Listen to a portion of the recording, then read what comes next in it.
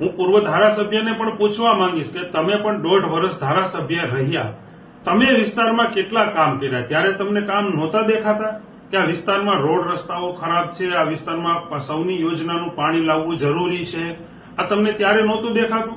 રાજીનામું આપ્યા પછી જયારે ગોપાલભાઈ ઇટાલિયા વિસાવદર વિધાનસભાના ધારાસભ્ય બન્યા એટલે તમને આ બધું માંડ્યું દેખાવા કે સૌની યોજનાનું પાણી લાવવું પડે એમ છે, રોડ રસ્તાઓ સારા કરવા પડે એમ છે. તો પૂર્વ ધારાસભ્યશ્રી, હું તમને કહેવા માંગુ છું કે આ જે તમે ભેસાણ જિલ્લા પંચાયતની ટિકિટ લઈને આવ્યા છો અને મોટી મોટી ફાકા ફોજદારીઓ કરો છો કે ભેસાણમાં રોડ રસ્તાઓ કે વિસાવદરમાં રોડ રસ્તાઓ ખૂબ ખરાબ છે, એ કરવા જરૂરી છે. તો આગલી ટ્રમમાં તમે જ જિલ્લા પંચાયતના સભ્ય હતા, ગઈ ટ્રમમાં તમારા ભાજપના જ જિલ્લા પંચાયતના સભ્ય હતા, તો કેમ રોડ ન બન્યા? હવે તમે ટિકિટ લઈને આવ્યા એટલે તમને ખબર પડી કે રોડ રસ્તા ખરાબ છે. એ ખરાબ જ છે, એ ખબર જ છે એ ખરાબ છે.